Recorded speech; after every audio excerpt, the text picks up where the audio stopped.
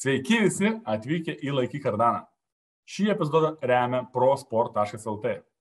Tai pasauliniai savo sričių lyderiai po vieną vėliavą.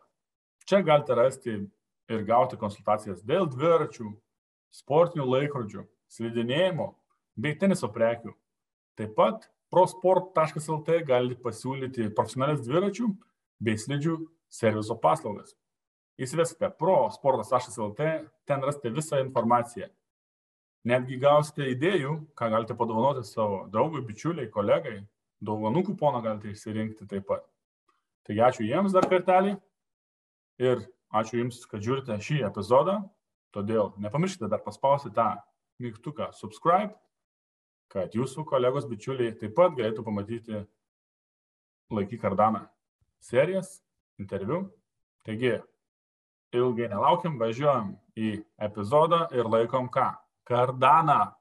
Atsiprašau iš karto tų, kas klausosi tik lietuviškai. Šį kartą tai bus podcastas angliškai, anglų kalba, nes pirmą kartą turiu international svečią. Tai hi and welcome to the podcast Laikyk Kardaną, and I will try to translate this meaning in Lithuanian with my colleague here. Remi.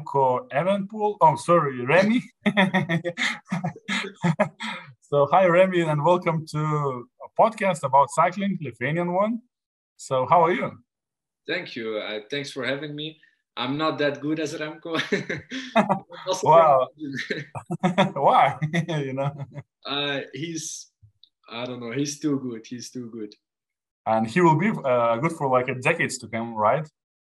Yeah, I think it's only just the beginning, Yeah, it's really pretty scary how you think, how now the pro cycling got younger and younger, and it's pretty scary, I should say, Yeah, there's a lot of good young riders, not only Remco, but also Pogačar. I mean, he's also an amazing rider and he's really young. So, yeah. From the first, let's say, hour, right, when we saw each other here in Lithuanian Kaunas, just after a few sentences, I got in motion, like in really good sense with you, because you are really easy to go and really easy to talk, and your English is fluent, so I really enjoy that. And I thought that our age is like we are from different eras, because you are,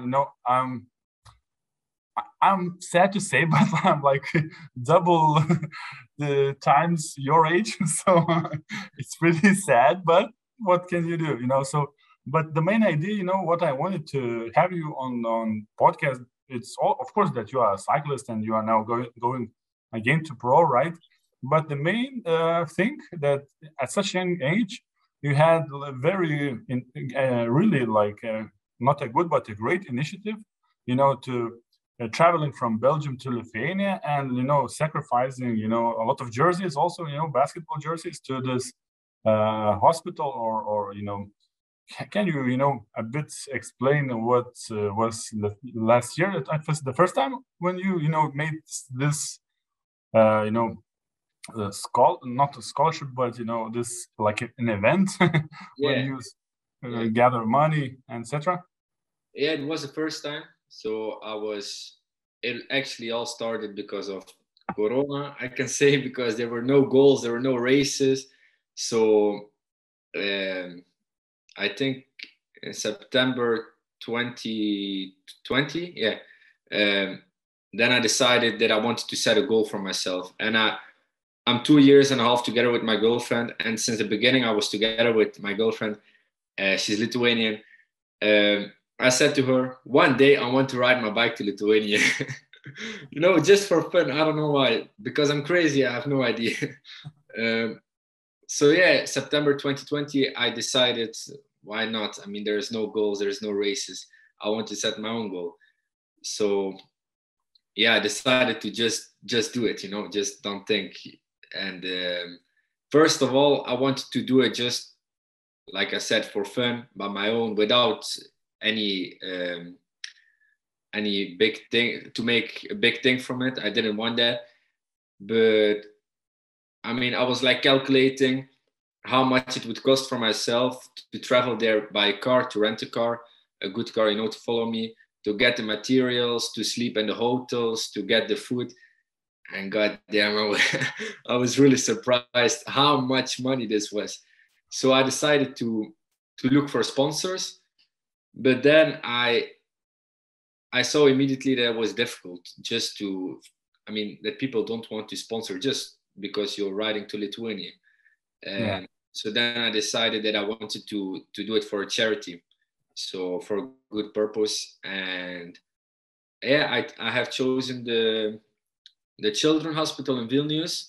The organization of it is Rogute, and it's really amazing. Like, these people are amazing. The story behind the organization is like really, I mean, also emotional, to be honest. And so I decided to ride for them, you know, to ride for the children in the hospital. It's an oncological children hospital. So yeah, I started to search, I think, in October 2020 for sponsors. Then, I mean, my research started then, but it ended, I think, 1 week before I did the trip. I was searching until the very end for people who want to support me and the charity, you know. Not everything I'm getting is just for me, it's also for the charity to donate, you know. So in the beginning it was really difficult. I think, I don't know, I have written to like for sure 200 companies, and I got maybe like 10 sponsors in the beginning. But I was planning to do it in February 2021. But yeah, the famous Corona got in my way. So yeah, and in February, you know, you didn't think about Lithuanian weather and Poland's weather? I did. But for me, I didn't care. I mean, I think you can ride in any weather you want. If you're good prepared with material, if you have good clothes, I think, okay, it would go a bit slower, of course. You know, there's a difference in riding in the snow and ice than in the summer. But I don't know, I couldn't wait for it. So I wanted to plan it as early as possible. So I was like, just February. But Corona decided something different because then the borders closed, and then I removed it to the beginning of April, but the borders were still closed. So then I was like, okay, now it has to be after my final exams at school. So I decided to do it in the summer and to be honest, I'm happy that I did it in the summer. The weather was, I mean, I'm not gonna say perfect. I had the first days a lot of rain, the first 2 days, 3 days, but afterwards it was amazing. Like, just the views in the summer as well. It's, I don't know, I can't even describe it. It was like suffering, but it was suffering in a good way, in good circumstances, you know, like, Yeah. so yeah. And how was the plan? You know, how many days you thought that it would take, and at the end, how it took? Well, I planned to take, I mean, from the very beginning, I thought like, I want to do 200 kilometers a day, but I was like, maybe let's not do this because I have also some health problems from a few years ago. And so I decided to do it like in 9 or 10 days. I was too much doubting. So I said to everybody 9 or 10. And that would be like between 165 and 185 kilometers a day. But I did it in 8 days. I was I was feeling Okay. good, I guess. So at the end I did 200 kilometers a day. Yeah, I was just really feeling good. I started this trip. I was, after I think 20 minutes, I had a lot of rain for the whole day. And I don't know, I said to my girlfriend after day 1, day 2, day 3, and day 4, I said like, my legs are feeling great. I don't know why, but they are feeling great. Like I haven't ridden my bike or something. But yeah, I mean, it's amazing that I did it in 8 days instead of 9 or 10. You know, it's better like this than to do it in 2 weeks instead of 10 days. I mean, just for myself, you know, it's Okay. given me a good feeling. So And yeah, how many kilometers it was? 1,600 from No. Belgium to Lithuania. Uh, I was thinking to end in Kaunas or in the Kėdainiai, because in Kėdainiai, the family of my girlfriend is living in Kėdainiai. But No, it would be still one more day. So I decided to end in Calvaria. On the first town on the border, right? Yeah. It's like, I don't know, 20 kilometers after the border. But I'm happy that I ended there, because the last 2 days were like, it was dying mentally. Like my legs were like, okay, they were like that, but they were okay that, but my mind, it was lonely. It was really lonely all these days, 6-7 hours on the bike for sure. And then still with the breaks, okay, I had my girlfriend with me. She was like, I was meeting her every like 50 kilometers, especially when it was hot, to fill in my bottles, to eat a bit. So I mean, I had her also in the evening, but in the evening I finished my ride. I'm cleaning myself, I'm cleaning my bike the first days when it was raining, and then I was going to eat, and I was going to sleep. I mean, still some laying in bed and using my complex like for some recovery, but still, I mean, it was really lonely on the bike. It's like, I can't describe how lonely it was. The last 2 days, it was also the music. It was like, no, it's not interesting anymore. I'm listening for 8 days music all the time. The last 2 days, it was not interesting. It was like, I'm sick of it as well. Yeah, and I remember you said that the idea was that you wanted to go on the like our cycling race on the Sunday. Yeah. After 2 days or after a week, how was that the idea? Yeah, so I finished my trip. By the way, also on the last day, I crashed. On the last day of my trip,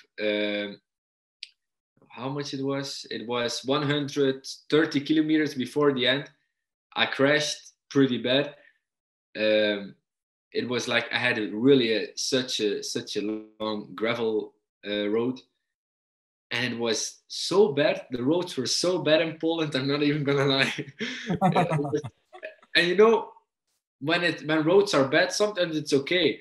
But when I had ridden already more than 1,000 kilometers, my mind I was getting mad from every single bad road that I saw. So yeah, I crashed 130 kilometers before the finish, and my bike was broken. My carbon fork of my bike broke, but I had my second bike with me. But it's not the best bike I had. It was not so good. It's like I couldn't go to I couldn't go to my big gear in the front. So I was all the time riding on such a small gear, and the wheel was also like really small. So it was like even hard to take 32 kilometers an hour, because I was spinning like it's crazy. It was crazy. So you hold the cadence in really good pace, yeah, like 100 RPM. yeah, but it was it was just these last 130 kilometers the worst. It's I had pain, like also had a wound on my hand, so I couldn't hold my handlebar like how I should hold it. And yeah, it's these last kilometers were just yeah, not perfect. So then my first bike was broken, so I took my spare one. And to come back on your question, 3 days or 4 days after I arrived, I was sitting in Charlie Pizza. I was celebrating eating a pizza, drinking one beer, and my girlfriend told me, like, I think it was 11 o'clock or something, like, oh, that there's tomorrow a race, from the Road Cup from Lithuania. And I said, what, really? If I said to her, if you had told me earlier, I could prepare from it. I could prepare mentally for it as well, to race. And so I decided, I think 1 hour later, like at 12 o'clock, like, okay, let's go to the race tomorrow.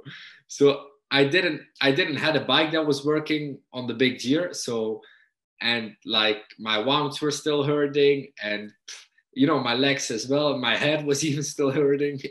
So, but I decided to go, because if there is a race, I want to go. especially in Lithuania. I like it. It's different. Just it's something new for me.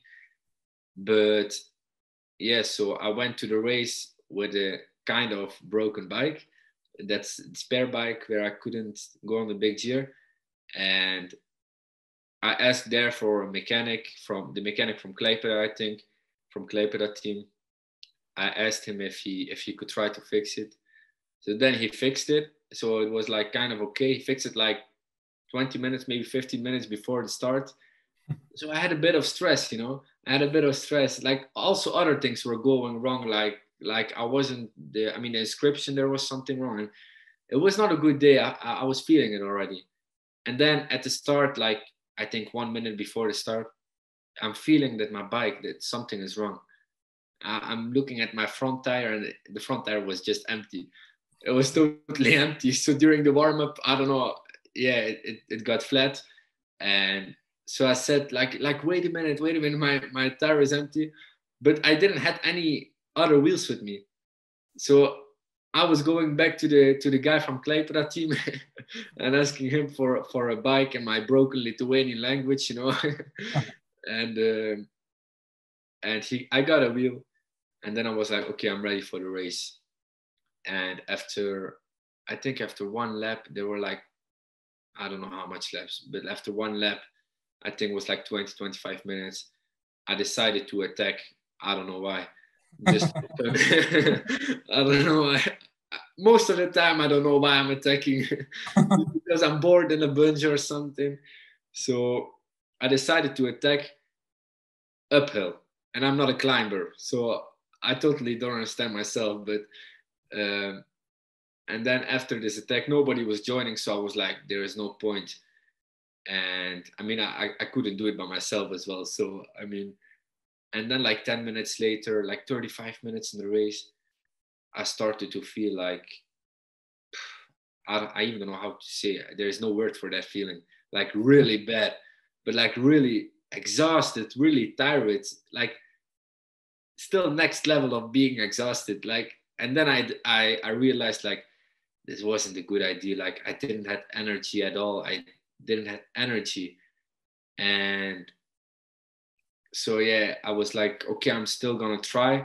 And like the race was like 100 kilometers maybe. And after 65 kilometers, 70 kilometers maybe, I was like the last 30 kilometers like really dying.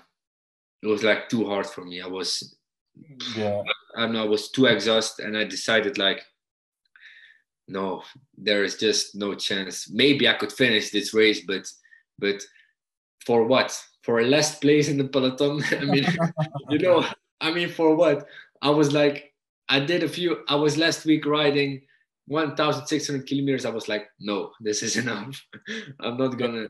And then I remember I quit spinning, and I just couldn't go higher than 15 kilometers per hour or something. I just couldn't. I was too tired. I just couldn't do it. And I remember after that race, the whole day, and even the next day, I was feeling so tired. You can't believe it's crazy. And also one more thing in the race. So the gear was fixed, but at the first hill, like I think after 500 meters or something, not a real hill, but like a bit uphill. And I want to go to another gear, so that worked. But then I was pushing more on my pedals. And then my chain was all time jumping to another gear. I was like, oh, hell no, man. And the whole race that I was riding, my gear was all the time going to another. My chain was jumping to another gear when I was pushing a bit hard, like when I was going uphill. And it was like ridiculous. It was not. Yeah, the planets or the gods of cycling wanted that you wouldn't enter this race, but you still didn't didn't see those all those tips that they were sending to you, the bike, everything, the flat tire and everything, but you just didn't listen.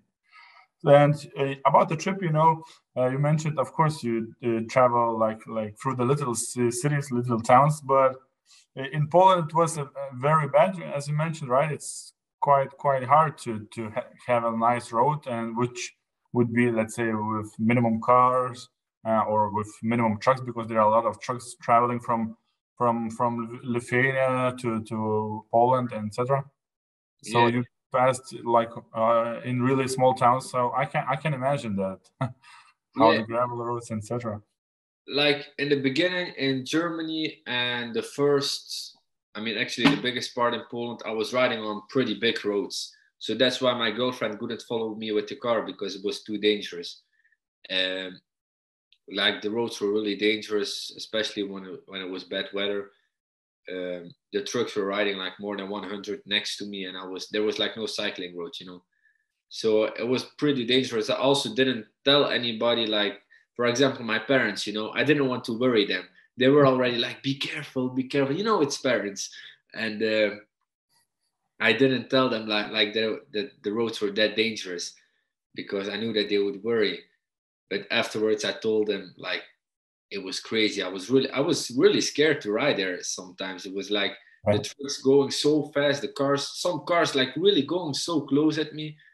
I was like, no, man, don't do this. It's it's dangerous. So yeah, most of the time I was riding in big roads, but like for example, in I think I had the best roads in Belgium and especially Netherlands. The Netherlands, the roads are the best, to be honest, to ride on the bike with.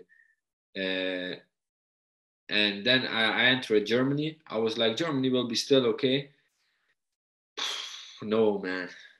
I mean, the roads are okay, but once I'm entering a city, like a big city, and I don't know, it takes so long when I'm out of this city. Every 50 meters, there's traffic lights, man. Every 50 meters or something. At one moment, I did 3 kilometers in almost 30 minutes. 30 minutes because of the traffic lights. It's okay. It was also just a lot of cars. It was I mean, it was like a time of the day that there's a lot of cars and stuff. And then I'm still riding to the wrong road, and you know, it was. I mean, 3 kilometers in almost 30 minutes. It was crazy. It's unbelievable, but yeah. So. So, but with the charity, you know, I will put the link in the descriptions that you are still doing the charity when you, let's say, ask the basketball players, right, to give away a T-shirt with a signature, and you let's say make like uh, mm, a pricing for the T-shirt, and everybody can, you know, suggest the price, right, and then Yeah, you everything put to the charity again, to the same charity, yeah. yeah. Like for example, last year I did. You can find everything on my Instagram, also from last year, from this year. Yeah, so I will put your Instagram on the subscription, so everybody could check and, you know, and check it out on you on Instagram. Yeah, that's good. Like for example, last year I did an auction of, I think, almost 15 jerseys. Yeah, 15 jerseys, I think, and from cyclists, from football players from Belgium, from a marathon runner. Like this guy was had a bronze medal in the Olympic Games in Tokyo. So it's like really big names I got, and we got 3,115 euros for 15 jerseys. Two jerseys were sold for 670 euros for one jersey. Two of them, 670. I mean, it's a lot. So this year, indeed, I will be doing the same. I mean, together, because now I'm gonna ride as well, but with two other Lithuanians, and this year I will be doing the same. And now it will be also more. I mean, there will be cyclists, there will be football players, but this time there will be also basketball players, because in Lithuania, basketball is like national sport. I think I can say that. Yeah. Oh yeah. Oh Yeah. yeah. So I mean, the Belgium, we're also playing basketball, but not this much as in Lithuania. It's amazing how much people are playing basketball, and so I will be selling also basketball jerseys and maybe shoes, basketball shoes, because for some basketball players it's easier to give away signed shoes, because they're getting it as a sponsorship, than jerseys. Because as I know from some friends who are pro basketball players here in Lithuania, they are not getting a lot of jerseys, and if they want an extra one, they have to pay for it. Also the pro teams, I mean, maybe not all the teams, but like we are trying to get also some basketball shoes, and all other things. We have other things, but I still don't want to say what, you know, it still has to be a surprise, but I'm telling you, the Lithuanians will really like it. The Lithuanians will be, I don't know, they will not believe it, what we got. So that's yeah, great. That's great. So yeah, I encourage you to follow on Instagram, and I will share the link. And I really now I'm also waiting for what to see, what you have a surprise there. yeah, it's like really, we got recently we got 3 items that has to do something with basketball, and like all 3 of them are crazy, but one of them is like, is amazing. It's I was really surprised by this. It's amazing, I'm telling you. So I really want to say what, but I can't. But when you will release, let's say, this information, on what date? So we started a YouTube channel with the other guys where I'm writing with, and on this YouTube channel we are announcing every time that we are making a video together. We are announcing one of the items that we are putting in the auction. So the first item was a jersey, and this is already announced on the YouTube channel of us. We just made a YouTube channel for fun, you know, just people who wants to see how everything goes. Sometimes it's not serious. We are just doing stupid things sometimes, you know. And but yeah, we announced the first jersey, and this is already a big jersey. It is a world champion jersey, and from cycling, from on the track. So yeah, there is some big jerseys, some big names, and everything will be like on YouTube. On our YouTube, we will announce, and also on the Instagram. On the Instagram, we will be also doing on Instagram and Facebook, we will be doing the auction itself. So on Instagram, we will be like starting everything. You know, when I think we will start to sell everything in February, and I think it will be like 2 weeks, 3 weeks maybe, that people can bid prices. And yeah, there is everything. Every update is coming. If somebody's going even €5 higher, it's immediately going on my Instagram story. And like, I'm most active on my Instagram, so there is just everything. So Yeah, okay. So yeah, I will share everything, your YouTube channel and your Instagram. And you know, I wanted to get to, you know, this, let's say, the look from a Belgian guy who now lives in Lithuania. As you mentioned, you know, Lithuania is a basketball country, and I discussed with other people on my podcast and here, let's say, in the cafes, when we are talk about the level of cycling in Lithuania, because now I checked the countries rankings in cycling. Oh, and I see Belgium, it's on the top, right?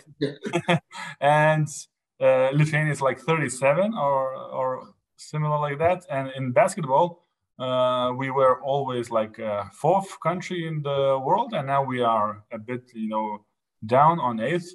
And the Belgium is like in 37, 36. So, it's really like, relevant that, we compare, our level of basketball here in Lithuania. Is, as you saw, everybody plays because we have a lot of youth academies, etc.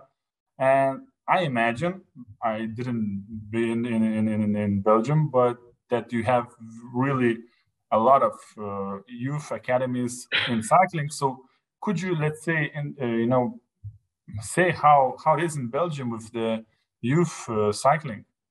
Could you, elaborate more? Yeah, sure. Like, I think first of all, the difference between Belgium and Lithuania is, Belgium is, since, I don't know since when, but since a long time, like a real cycling country. You know, it has some big names in the history and stuff also now. And I think Lithuania, is more the basketball country, as we agreed already. And there's also less cyclists in Lithuania. You know what I mean? In Belgium, there's thousands. I don't know, more. I don't know. I even can't count how much. There is a lot of cyclists, amateur, veterans, pro cyclists, lots of them. so that's first of all the biggest difference. I think that there's just more cyclists in Belgium, you know. And the thing is, in Belgium, there is, I mean, it's difficult to explain because there's a lot of teams. There's like really a lot of teams, and every year there's getting more. Every year there's getting going teams away. There's coming new ones. It's crazy. But beside the teams, it's actually not such a big deal.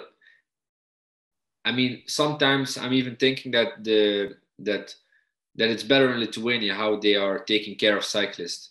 Sometimes, you know, I don't know everything about Lithuania, but I think Lithuania has not a lot of cyclists, so they can concentrate good on that small group of cyclists to make them good. In Belgium, there's a lot of cyclists, like really a lot, but it's more difficult than to take care of for all of them. Yeah, so maybe it's the point, you know, when there is a lot of you know, your competitors, you yourself have to improve by yourself, or you know, try to look how to improve and how to maybe to find maybe the best coach that I'm capable, or my parents are able to find the best coach. So from this, let's say races, from this competition, then you can from 1,000, it's, you know, you can fight, or from 1 million Remco, like a talent, you know, super talent, etc. But maybe it's, you know, the issue that it comes from a big competition. Yeah, it's like I mean, yeah, in Belgium you have a lot of cyclists, so there's every week a race, you know. On the road you have multiple races. For example, juniors, you have like, when I was junior, there were like maybe 4 different races at the weekend. So you could choose where to go in Belgium, you know. And so there is a lot of competition. There's a lot of good people where you want to I mean, that you want to be better than them, you know. You want to be better than the good ones. So there is a lot of competition indeed. But yeah, like the thing is, as a cyclist, when I started in a good team. Meetjesland is a name, and I mean, it's a good team to start cycling, you know. It's not like I mean, I don't know how to say it. It's a team, when you start cycling, it's amazing to start there. There's no pressure. They are taking care of you. Like the first year when my parents couldn't bring me to races, the manager was bringing me. It's like amazing, you know, no pressure. Okay, maybe we didn't got that much wins or something, but it's good to start cycling, to know the world, you know, the cycling world. But besides that, I had some coaches. Like, this is also the difference between Lithuania and Belgium. In Lithuania, mostly of the coaches are coaches from the team or from the national team, or, you know, things like this. In Belgium, maybe you have sometimes the coach of the team as well. Yeah, especially maybe in the pro teams. I'm not sure even. But like, I mean, in Belgium, you need to rent a coach individually. So you have to search a coach to pay for that person 100, 200 euros per month, and then he's coaching you. You know, that's also a difference. I mean, I try to work with coaches, but I don't know. I mean, 200 euros a month, or 100 euros even a month, it's like, I don't know. I always try by myself. I mean, I got one really good season on the track where I was like, I had 2 medals on the Belgian championships, point race and omnium, and I did it without coach. I mean, you know, maybe it could be better with coach. I don't know, but then it should be better, right? yeah. But then afterwards, after this results, I decided to join a coach, but I don't know, it didn't last for long. I was like with that coach for like maybe 4 or 5 months, and after that, I got health problems. I remember we were doing a pre-selection. I was in the pre-selection for the European Championships in Ghent on the track, and so we were with six, and four of us could go to the next. I mean, could go to the European Championship, and during this period, I I'm just gonna hold it. But I got some health problems, and it was not so good. And it was like I really had to quit riding and training for like a few months, for like 3 months or something. And so I couldn't go to Europe Championships. I'm not saying if I didn't have this that I would go to European Championships, for sure not. I mean, I don't know. There were a lot of better guys, you know. But yeah, this happened, and then I quit with the coach because it was like a bit difficult mentally as well. You know, 3 months no racing in the middle of the season. It was like I think June, July, August. So it's not a perfect time to not do any training for 3 months. Yeah. So yeah, I quit with that coach, and you know, I mean, €200 a month. I'm telling you, it's. Yeah, and I was in Lithuania. Of course, it was like 20 years ago, but it's still almost the same. Let's say what our coaches are doing, that they give you a bike, they train you. You know, as you saw, there's a coach in my very little town, you know, in Vilkaviškis, is a very small one, but you know, there's a coach. He lives there and he gathers, you know, the youth, like a youth academy. So there's a lot of bikes.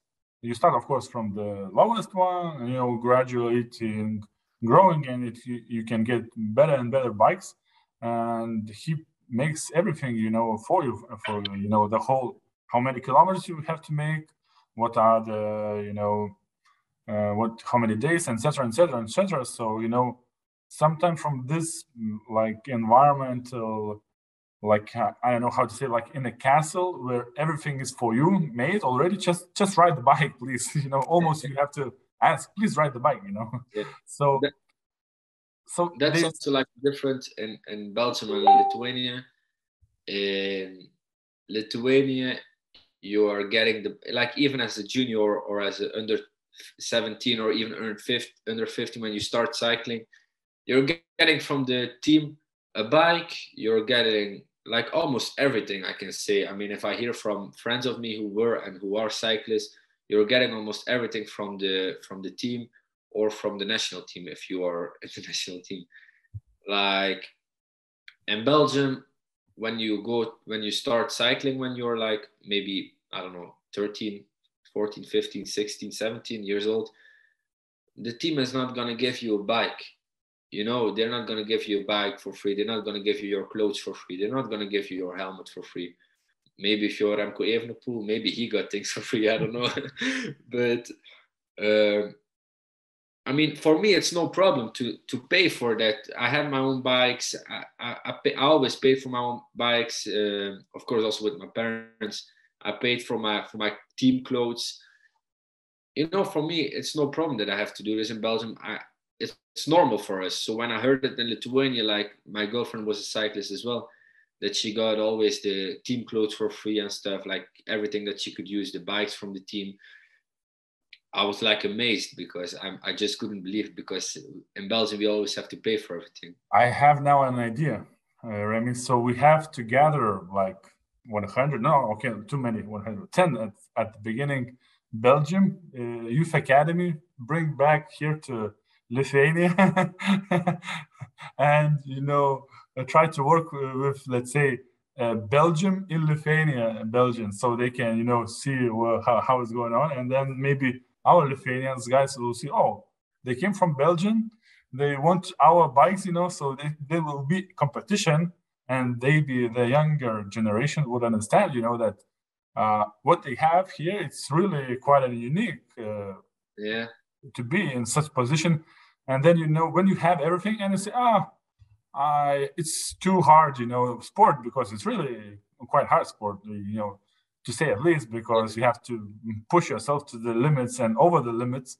And in such new age, it's pretty hard for a lot of people to put it over that limit, you know. And, you know, it's not a Lithuania like a cycling country. So everybody then thinks, oh, I will go maybe to basketball, or, you know, maybe now I will go to the IT sector where I can already try to make the university, etc., etc. But this is the idea, and thank you for sharing me this, you know, the situation and comparison of the Belgium, because you just never know, and you just heard, and you mentioned that, the race is very differs in Belgium that what we have here in Lithuania.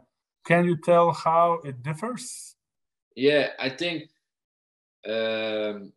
like I talked with a lot of Lithuanian cyclists, and almost all of them, I think maybe even all of them, they have raced in Belgium already, and they're saying the same. There's a lot of difference. In Lithuania, there is a race take from, I don't know, 90 kilometers or something, or from 100 kilometers, and there's maybe maximum 5 laps, like maybe 4 laps from 25 kilometers, and there is like maybe 5 corners in 1 lap.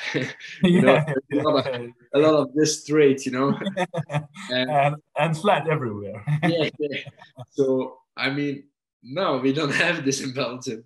We don't have, for us in Belgium, most of the races are academies races, and this is corners. That is corners, braking, take the corner, again riding, and then again 100 meters later the same thing. This is the main difference, that in Belgium, let's take a race of 80 kilometers for a junior. There's 10 laps, 10 laps of 8 kilometers. And there's a lot of, I mean, we are saying it's around the church, around the city. Yeah, we also call around the church, right? Yeah, like kind of criterium, and yeah, there's just a lot of corners, like really a lot. If somebody's attacking and he has more than 10 seconds, you can't see him because he's around the corner, So that's the main difference. And the other differences as well, like here in Lithuania, I mean, for example, in the Road Cup, there's like the categories are different. There's like D1, D2, D3 or something. Yeah. And you can choose where you want to ride. And like in Belgium, we don't have this. It's just under 15, under 17. So under 15 has three different ages. Under 17 has 2 different ages, and then you have junior, also 2 different ages. And like, for example, if you are a junior, you can't go to ride with under 17, or if you are under 17, you can't go to ride with under 19 or something. Yeah, but it's an amateur, in Lithuania, it's an amateur races, so maybe that's the issue. Yeah, maybe it can be.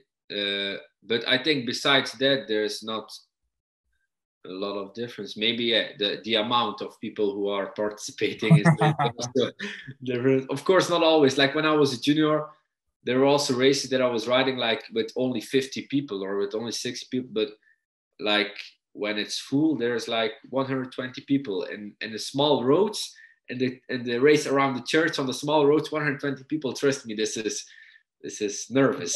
If you started in the back, you are staying almost in the back, right? Yeah. Like maybe as a junior, not, but like as a under 23, like the past 2 years, because of the corona, there was like more than half of the season no races, and then there was like, I remember the first summer of corona, the races started again at the end of August, but then there were only races still for 1 month and a half. So everybody wants to race, and you could participate in this little race around the church with 175. It's a lot. And there were like 400 or 500 inscriptions. It's crazy. So they just had to make a lottery who can start. I mean, 400 for and you have to know that there's in one weekend maybe 3 or 4 different races. So every race, 400 people or 300 people. It's a lot. And these races were really dangerous because I remember, I mean, I didn't race, but I heard that a lot of crashes, 175 people on a race around the church. It's dangerous. It's like this races, like then in this situation as under 23, when you start at the end with 175 on the small roads, it's over. It's over. When you start at the end, no man, maybe Remco can do it, but that's all. Like again, I mean. But how do you, let's say, put it like I don't know, like a segments? Who can be the first ones on the starting line? The one who's coming first to the start. Yeah, 1 hour before it's just coming, standing. You could do that. And then you are at the first. It is really like this. There's like no it's not like in cyclocross. In cyclocross, there's like the places where you have to stand. Yeah. That's from the I mean, which place you took, like in the classement. But on the roads, no, you can go whenever you want, wherever. I mean, you can just go 1 hour before, like you said. I mean, nobody will be standing there, I think, but you can go 1 hour before, stand at the line, and yeah, I mean, Yeah, pretty interesting. Yeah, how it's going the races in Belgium, but also, you mentioned that you were on in velodrome, riding in a circuit. So how you see there are a lot of like a crossroads, the cross bikes. Now I saw that one art was trying to be beat, and it's a bit unfortunate. Like I saw some races. It's really popular. Also, the track, like the site. Yeah. I mean, it gets more popular. I mean, it is pretty popular. Like when I was junior, in my in my category, they were like some big guys. I mean, like guys who are now at Lotto Soudal under 23, like 3 of them or something. And in other big teams, like guys who are like now in other continental teams and stuff. So it is pretty popular, but the thing is that you can only ride with 20 or something on the track, a race. So if there was, for example, 35 participants, we had to ride qualification first, and then the first amount is going, like 24 people on the track or something in the races. So it is popular, but I mean, you know, as a track cyclist, you're not earning anything, especially in Belgium. I mean, you have to pay 10 euros for your numbers, and after the race you get 10 euros because you got a 10th place or something. So I mean, you're not earning anything. But yeah, I mean, track is I think I can say it's pretty famous as well, because it's perfect. It's a perfect thing to prepare on the road season as well, and it's also, I mean, it's also just nice. It's like, for me, it's like really playground. I really like to be on the track. I never see track practice as a training. It's just having fun. It's amazing.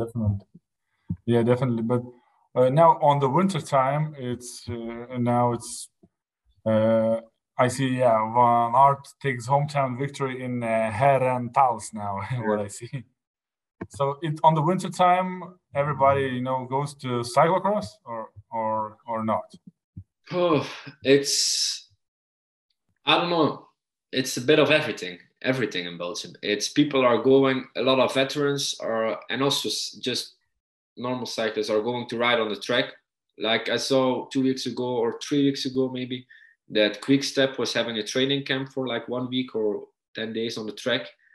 So like they are going in the winter on the track. They are going to ride with the mountain bike. They are going to ride with cyclocross bike. They are participating in track races, cyclocross races, but they're also still riding with road bike, because winters in Belgium, like I'm back like 2 days from Belgium. At 3rd of January, it was 15 degrees. 15. Yeah. It's like there. I mean, okay, this was like special. The other years, it's maybe like 7 or something, but it's still not cold. We are able to ride on the roads with our bikes. Like in Lithuania, I don't know, it's cold. It's really cold. And saying very nicely, it's damn god cold. Yeah, it's god damn it, it's really cold here in Lithuania. But before Christmas, it was -15. Do you remember? Yeah. It's I don't know, and it will still get colder, I think, because like my friends of Lithuania are saying, like last year in February it was like -20, 25. I'm like, oh hell no, I'm gone. I'm out of here. I'm going to Spain on a training camp, and I don't know. It's yeah. And you mentioned that you're going to the Spain. So you are now going to ride for Lithuanian Kaunas cycling team, KCT, 3 letters to be exact. So, and I heard that you are preparing pretty intensively. Am I right? Am I informed well? Yeah, I mean, I'm trying. I'm like you said, I'm gonna ride for the Kaunas cycling team, and it's UCI Continental. So I have never ridden on this level, and a lot of people will say like that I maybe not good enough and stuff. But I really want to surprise. I want to be good. I really want to be good. So I'm preparing good, but I also don't want to do too much because I don't want to get the peak too early. Like I don't want to be good. For example, I was talking with the manager of the team or with a friend, and I don't want to be on my best time when I'm in Spain or something. I have to be on my best time when I have the important races. So I don't want to go too much now. But yeah, I'm a lot of times in the gym, especially running intervals on the treadmill, and yeah, a lot of like power. Like in Lithuania in the winters, it's different than in Belgium.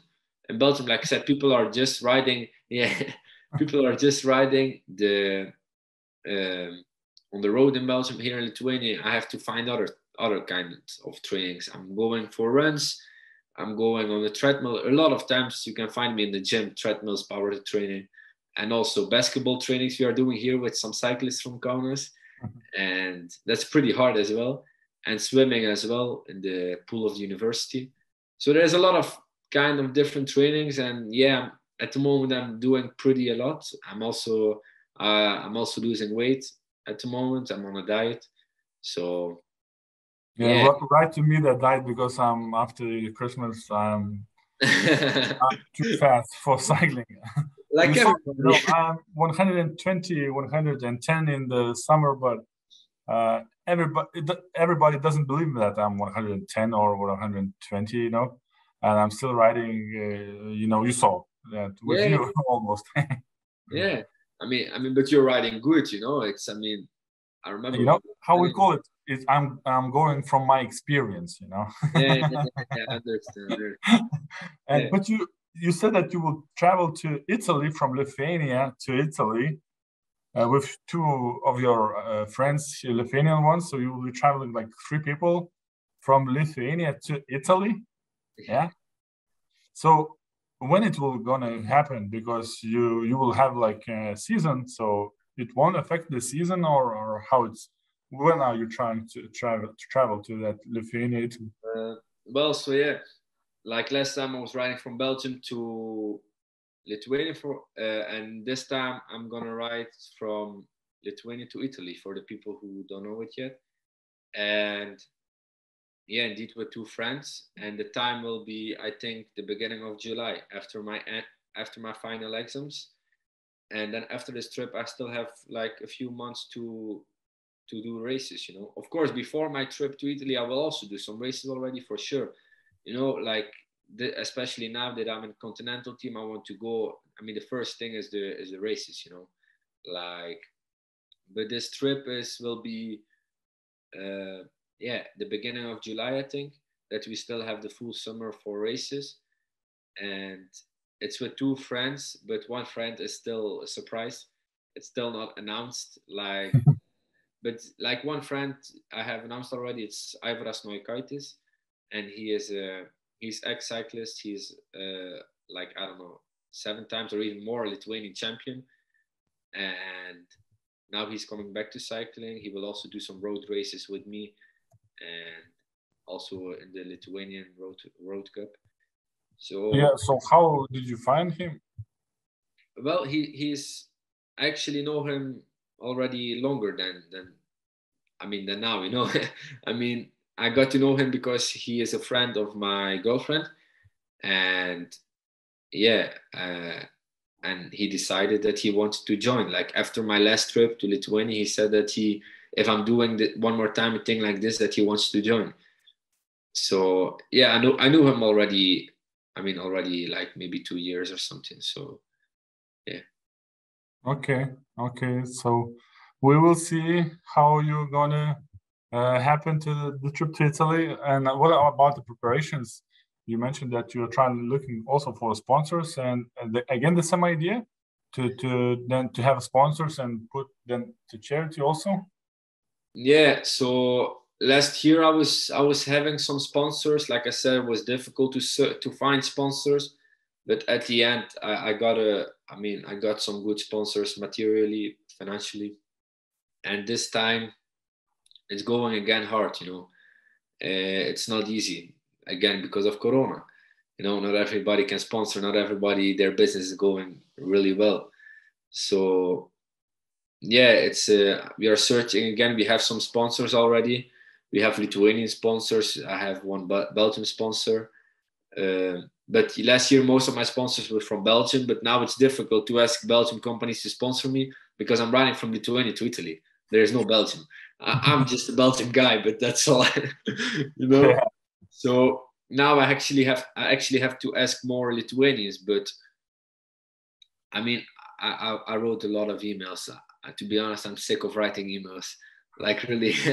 But yeah, we are trying. It's not going bad, but it's not also not going really good. But we still have time, So it's like we are searching for every kind of sponsoring, materially, financially, everything. We appreciate everything. We appreciate material things for us, like that can help us for a trip with a bike or accessories, but we also, like last year, also got, for example, clothes for the kids in the hospital from a sponsor, to give as a gift to the kids. And then we also have the financial sponsors who are giving money, and a part of the money is going to us to pay the hotels on the way, to pay all these things, and the gas for the car, to rent the car, the stickers to put on the car with the logo of the sponsors, to make the jerseys, and the other part is going to the charity. So yeah, it's like, I mean, we can still use some help, I can say, but yeah, I mean, I understand for sure that it's also hard for the companies, these days. I mean, it's not the easiest time to sponsor people, so yeah. Yeah, I can imagine, and I will try to help you to look for the sponsors. It's really a good idea. And, and also, maybe those t-shirts I could also help, and maybe there will be some other sponsors could, join this really great cause to sponsor not only just your trip, but as you mentioned, to that hospital. Yeah. So yeah, it's a good thing, and I think it's quite interesting. It was to hear from you, and I hope that we'll meet each other, on the Yeah, sure. on the roads, maybe, or maybe in the as you will be going with continental team. So I hope you you will have good races and some good results. I hope. And it's pretty interesting for me also how you will go to Italy, because I was traveling by car, of course, to that part of the world, from Lithuania to Italy.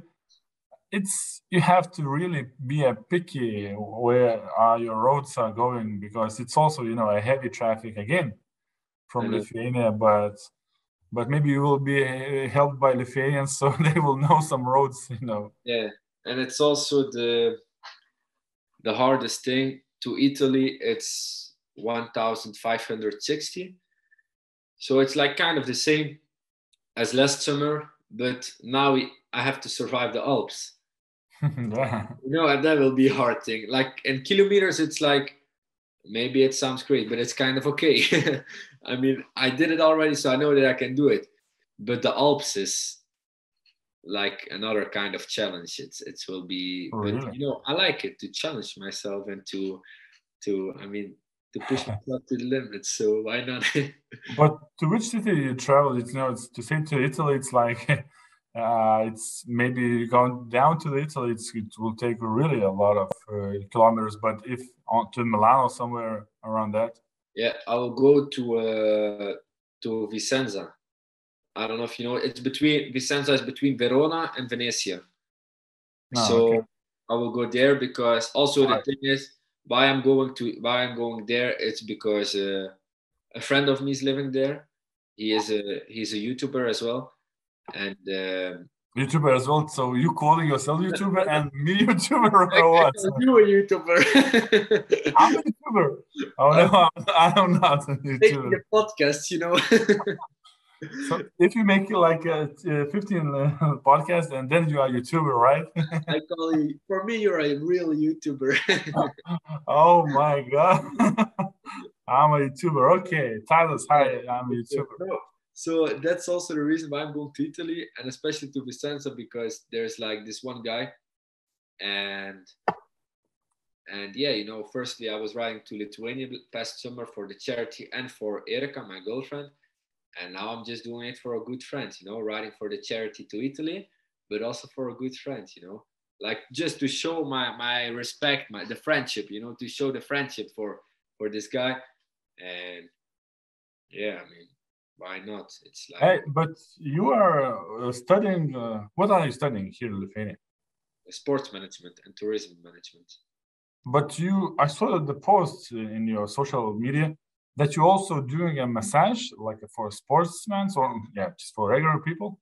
Yeah, I'm doing massages for like just in my free time, you know, like for cyclists, for sportsmen. You know, it's like more sports massages. You know, it's not like just the relaxed massage. You know, it's Yeah. like, you know, for sportsmen, you know, for the muscles, just to recoup. You know, and so yeah, I'm doing this as well. I'm doing this in Kaunas, especially because it's close. But I also have one guy in Vilnius that that I'm always giving massages, and but you know, then he's just paying my gas, and then it's all okay, you know. So I'm riding everywhere to get massage.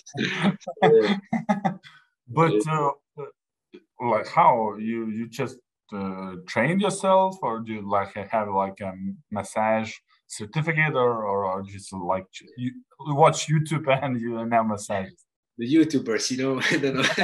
I'm joking. I'm joking. It's like my massagist from in Belgium. He learned me all these things because, like, from the really first time that I got a massage, I'm really interested in how everything works and stuff. And so my massagist in Belgium, he explained me everything, like how to do everything and stuff, and how to do it right, you know, in the right way, because that's important as well, to not just, I mean, touch these muscles and without knowing what you're doing, you know. So he learned me how to do it good and stuff. And also, I'm really interested just in the human body, because I mean, I was also doing at high school in Belgium sports subject, and I was getting anatomy and stuff, like all these things. Like, so I'm really interested, like, in muscles and stuff. I know where the muscles are, and you know, these things. So I'm just really interested in this from the beginning already. And I asked my massagist at one time, like, do you want to learn me these things? And I got to learn these things. So yeah. So great. So yeah, a lot of things you are doing. So if you need a massage anywhere in the Lithuania, please call 911. Yeah. 911, yeah, hell yeah. No, No, it will be, Instagram, Remi's Instagram here. So you can write to him and he responds pretty quickly. So uh, yeah, that's the great thing. So maybe I will use your all how to good. say massage specialist because I also went to quite a lot of messages because it's really necessary if you are riding quite a lot of kilometers during it. Like it's a must to have a massage if you are not. Of course, you are using the rollers, but still the rollers are the rollers, and you need quite a good massage. So I will try you, and I will see how you are doing with my big legs. All good, all good. But like you said, like, yeah, I'm doing a lot of things in my life. But I like it to be busy. To be busy, I don't like to just sit at home and like doing nothing. I want to do everything, to do things for other people, to do things to develop myself and stuff. You know, like also now I have announced. I mean, I'm still gonna announce today or maybe tomorrow that Erika, my girlfriend, and I, um, we started our own business in Lithuania just now. Like, I mean, we are starting. It's still not announced, but the past 2 months I was working like really a lot for that to get everything good for now. And next week we are officially gonna open our small hobby business. Just as a hobby to get experience, because later on I want my own business. And this is just as experience, as a hobby. So yeah, next week I'm opening our own small business with Belgian products, with Belgian traditional sweets that are straight coming from Belgium. This weekend, Saturday, people are picking it up in Belgium, and they're riding to Lithuania, and on Sunday it arrives here. So yeah, it's maybe it will be like this when I put it on YouTube. It will be the same day when you are opening. So yeah, maybe maybe it's like, I mean, I will open officially on Monday. We will start selling. So I have a web shop. I made a website online. I made an Instagram account and all these things. So it's like two traditional Belgian products that I'm selling. But later on I have ideas to sell Belgian beers. I think this will be this is the best one. I'm sure. But it's more difficult, it's more expensive, it's more of course, alcohol and etc. Of course. Yeah. So now, you have to start from small steps and yeah. So I have a lot of ideas: Belgian waffles, Belgian beer, Belgian chocolate later. But now I start with these two sweets, and yeah, you will see when I will open the website what it is. It's like amazing. So this big YouTuber is waiting for the invitation to your shop to taste the sweets from Belgium. All good, all good. And I wish you all the best, with this season upcoming, and of course with the trip to Italy with your friends, and of course I hope all the best for you with the charity, and please check Remi's Instagram and YouTube.